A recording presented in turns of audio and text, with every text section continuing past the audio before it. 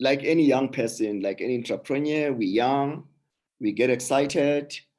You go outside, the reception is positive, all those things. Because I think that time it's after we sponsored Tsotsi, and the Tsotsi was for the what you call it, the Oscar. They were nominated for Oscar awards, and you know then I took an opportunity. That to me was a good opportunity to go outside the US, and because Tsotsi was everywhere, and Jabu Stone, the official hair sponsor of Tsotsi, and this. So I've got in, so I started navigating the US. So it was excitement as well, the response and everything. But the challenge that happens in any business, you get excited, you go out there, and then you leave behind people that you think you trust. That's where the challenge is. So you make sure that though once you do that, they will skin you alive. So just make sure that, and what I've learned from that is, if my business is 100% owned by Jabu Stone, for me to get security in my business, I need to take a little bit of percentage. Maybe I take about 30%. I invite guys, either they buy the stake, but must be the people that you trust, or within your employees, you give a stake or something. Now, you're actually sharing the ownership of the business, but you're still sitting at 70% as your business. Now, what you do when the business has a profit of R1 million, whoever has got 30% knows that, wow, I've made 300,000. It's not saying Jabu has made 700,000. No, he said, I have made 300,000 in this business. So which means I've invested, or I've invested anything, I've just investing my services here and I'm making 300,000. So I need more money. I need to make more money into this business. So why can't I work hard and make sure that we work very hard to make 10 million? So I can make 3 million. He's not saying Jabu can make 7, but in that way, he elevates you. Your percentage keeps growing, and they take ownership of the business and they protect it for their interest that they have there. So it's always better to do, but you have to sell the stake to the people that you trust.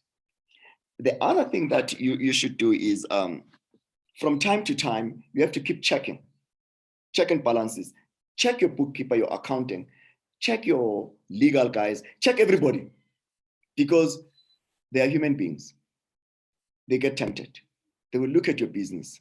I mean, I know guys would come there and say, you know what, Jabu, please must give us shares in your business. I said, shares for what? What did you do?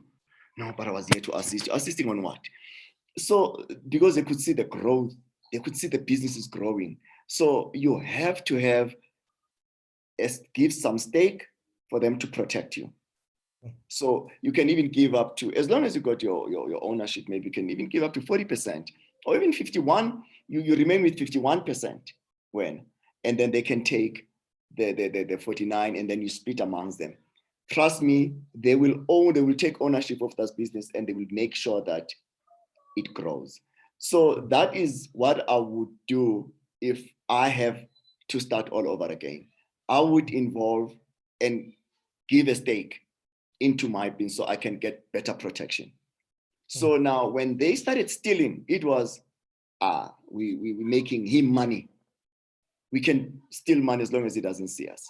So that becomes very, very dangerous for your business. So you have to always, try, it was difficult. I remember there were times whereby, Rog, in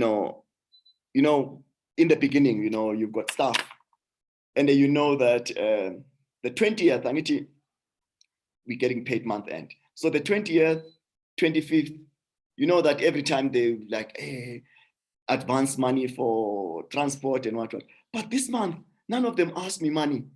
I'm like, no, man, why are these people not asking money this month? Where do they get money? Because every month I need to advance them, but this month, nothing. I said, nah, man. Now I got worried. Then what I did, fortunately, I had a friend of mine. You see these guys, like 10,111, those cops, with like big guns and what.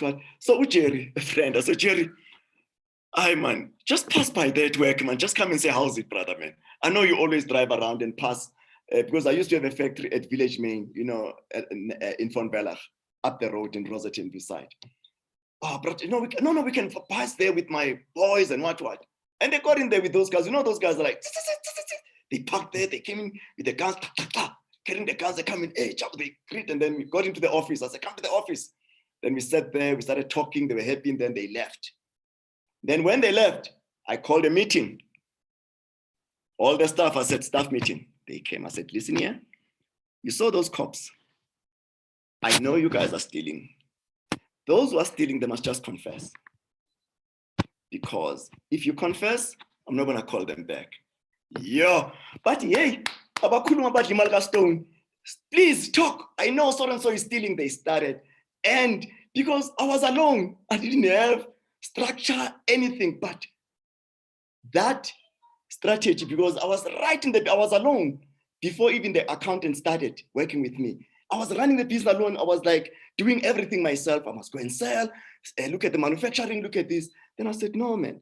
Then immediately, and then that's when I said, okay, now I must have systems now. That's why I started learning from that experience. Oh, because they were stealing.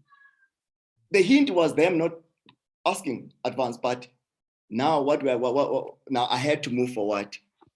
Then I put systems, put managers, supervise all this, and then from there I kept checking that. So not to go back to that, because I could see that, and some of them, and they will, funny things, Roach, a guy will bring slips of petrol.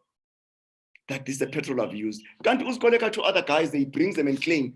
But because I don't check, I said, oh, okay, that's because I'm alone. I want to pay him, and then I can do something else. That is the downfall.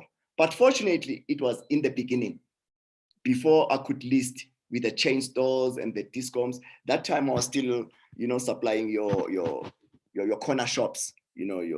I was not even a jumbo by then. I was at the corner shops and supplying those guys.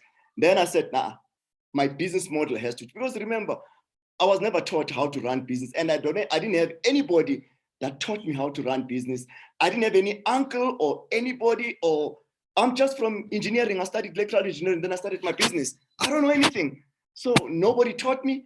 I don't know when you talk about this. So I had to, in a hard way, but with God's grace, I managed to learn.